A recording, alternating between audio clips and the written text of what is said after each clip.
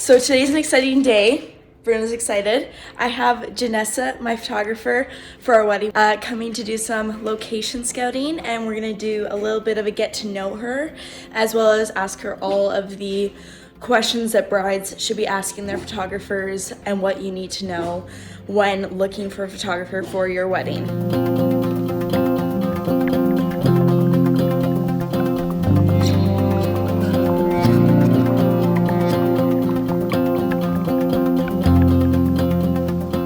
I am here with my wedding photographer, Janessa. Hello. And we've done some shoots together before. Yes. And honestly, she is like the best. Seriously, my favorite photos that Dylan and I have ever gotten done. We literally talk about it all the time. She's the best photographer. If you're in the Fraser Valley, you need to book her. I'm going to put all her socials down below. But basically, I just thought it would be helpful to ask her some questions about wedding photography and things that brides should know, because there's a lot to know. Yes, there definitely is. So I thought you could introduce yourself a little bit and how you kind of got started in photography. Okay, so my name is Janessa. I am 18 years old, so I'm a little bit on the younger side in the photography industry. So I kind of never knew what I wanted to do for like my career. I was just kind of always like up in the air. And I thought that I was like supposed to go to post-secondary. Like that was like a must that I had to do. So I was trying to like, in my high school year, I was homeschooled for 7 years for the last like 6 years of my life. And so I didn't really know what I wanted to do. And then I was very into videography growing up. Like I would do like little videos of like our family vacations, or like my friends, like little video clips of me and my friends, and they would get like a little video that I made. And I just didn't realize that that was like a way I could like make money or make a living. And so when COVID hit in 2020, I upgraded my camera just so I had something to do, because being homeschooled with COVID is like, you're like, double whammy. So so bored. And so I upgraded my camera, and I just did like these nature videos, and like I would go to the river and I would like just take little video clips and put them together and post them on my Facebook. And then my cousin asked me to come to Ontario to do her wedding video, and so I was like, sure. I just really loved it. I loved kind of like that storytelling aspect, and like just really just I liked the whole vibe of being at a wedding and like seeing special moments of people's days. So then I kind of just was like, videography is my thing, like I'm gonna do that. And I was still finishing grade 11 at that point. And then in September we went on a trip, and I kind of got introduced to photography. I took photos for this couple. My sister was like, go take photos, because they were on like self-timer, and I was like, no, I only take videos, like I don't know, like she's like, no, just they can't be worse than self-timer pictures. So I did, and I just loved it. And when I got home, I practiced on like my friends and my sisters. I just started posting them on Instagram, and I think because I was doing both video and photography, I kind of not blew up, but I gained a lot more following than like a normal like content creator sort of thing. I just it kind of went from there. And then I kind of call myself both a videographer and photographer, so I don't do both at the same time, but like you can book me for separate things. So it just kind of took off, and I was like, you know what, I don't need, personally for me, I don't need to go to post-secondary. I think that I've built a pretty firm foundation with my career, so that's kind of how I started. For sure. Long story short. Well, even like, I'm trying to think, when was the first shoot we did? Like last... It was with you and Dylan. Yeah. Was that 2020? Or was that 2021? I think it was 2021. It was like, I think it was with the little daisies. Yes. So it must have been like May or June or something. Yes, I think you're right. Yeah. And like, even just like since then, like your page has grown so much. And like you as a photographer, like I'm so excited with how fast you're growing. It's just amazing. Yeah, it's a very, very fun industry. With that being said, what is your favorite thing to photograph? Like weddings, couples, portraits? I get asked this a lot, and I think there's like different aspects to different things to take photos of. Like a wedding, I just feel so honored that I'm like with them. Like I'm literally helping my brides like zip up their dress, and I'm like literally their mom is there for that. Like I just feel so honored to like be a part of like the little days of like a wedding, and just like that. I see so many different stories and different love stories, and like it's just so cool. Every wedding is so unique. But then like couples, it's like a short hour where you can just like let your creative mind like flow. You can learn about like their, like how they met, and like just like ask them questions, and you kind of learn all these different stories. And so it's just like a short little, like you're socializing with people for like an hour or two. So those are always fun. Families are always fun because they kids and like running around, and so I think there's different aspects to each like type of thing I take photos of that I like. Yeah, that's kind of what I would say. But I think my top would probably be like a wedding, because it's just like so a different so thing. Special. Yeah. What would you say is your favorite way to get people comfortable in front of the camera? And I know because Spencer, when we did our engagement photos with you, he was so nervous. Aww. And he just at the end was like, oh, she was really good. Like I felt like I was kind of like easing into the photos after, which is like a big deal for him because he does not take photos ever. No, so, like, Spencer was good. He was good. I wouldn't have been able to like. He's very quiet, but he was really good. I would just say like don't to like other photographers. I would say that it's not just about taking photos. It's also about like getting to know them, like each individually.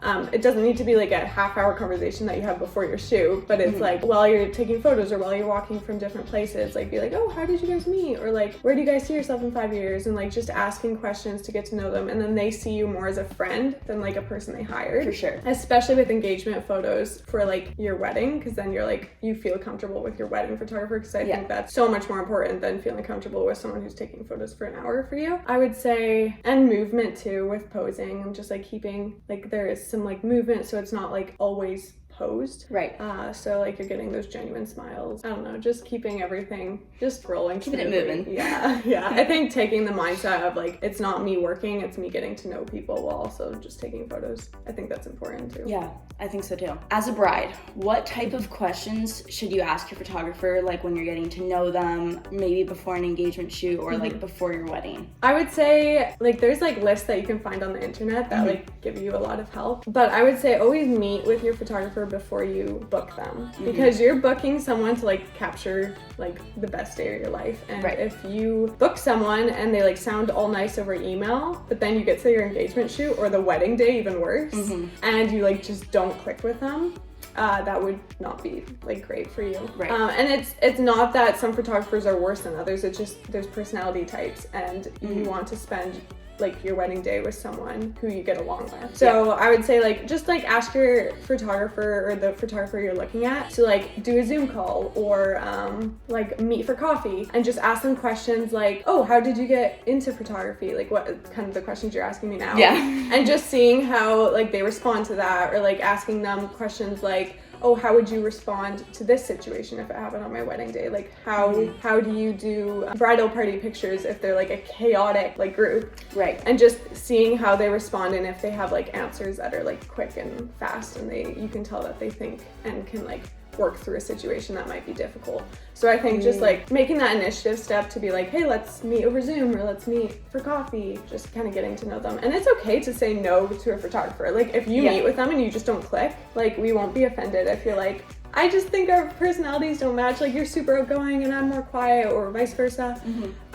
Well, because we want to work with people who get along with us too. So just meet with a couple options and see who you get along with best, because that'll make you the most satisfied for your wedding day. I actually was like, it was really important for me to have the same photographer for my engagement shoot as my wedding. Is that like kind of the way to go? Can you have different photographers? Well, with my packages, I like offer a free engagement session. So that is actually more beneficial to me, because I get to meet my clients and we get to like kind of get to know each other before, because I'll always have a meeting 2 weeks prior to the wedding date just to go over like the fine details.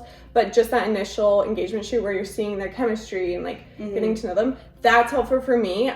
But I know some photographers don't include engagement photos in their packages. And so you can either spend like the extra $400 or whatever they charge for engagement photos, or you can go with a cheaper photographer just to get those photos for your invitations. Personally, like when I get married and look for a photographer, I'll probably find one that offers engagement. Because then you're also getting the same style. So like, if there's things you don't really like about their editing in the engagement photos, you can be like, oh, is there any way you could like tweak this a little bit for the wedding photos? And like you're just getting to know them, and so creating that like kind of friendship exactly between. So I would say it's important to have engagement photos with your wedding photographer first. What are the 3 most important things that brides forget to get photographed on their wedding day? I think sometimes brides, I always recommend having a planner because having that like mind working for you where you can just like step back from all the stress and enjoy your day. Because I find with brides who don't have planners, some brides are great at like just multitasking and like running around the morning of, but or having family members that are like getting stuff for you or but if you don't, then you're most likely to forget shots that you want. And sometimes photographers like don't get shots that you would necessarily think that they would. Like having a kind of a list, like a shot list of like, oh, there's this person that's coming to my wedding and they're from like further out, like they traveled, so make sure you get lots of candidates of them. Like that's not something I would be like, oh, I'm gonna, that they're from out of town. So also communicating with your photographer and being like, oh, getting ready photos are super important. Like, so get all the details, get all like the hairspray shots, get the dress hanging up, like, and then as a photographer, I'm looking at that and being like, okay, I'm gonna make sure I'm like super like hyper focused, getting ready. Or ceremony, like, oh, we really want to close up when the rings are going on. Like, just making your priorities straight, just like you would do with like anyone else. Like, just like telling what your biggest priorities are and like what you're expecting to receive when you get your gallery back. Okay, that's good to know. Yeah. I wouldn't even like thought about like the minor details. I'm like, oh, it's just like getting ready. Yeah, well, it's nice because like Pinterest and Google have like, they have like those shot, like you can literally search shot list and then going through the shot list samples and being like, okay, that's really important to me, and then like writing that down and making your own shot list. Like I had a bride, she really wanted detail, like landscape, like pictures of like the before anyone was there. So for example, like the ceremony on the dock, like she really wanted like shots of everything before people arrived, and a lot of brides wouldn't care about that.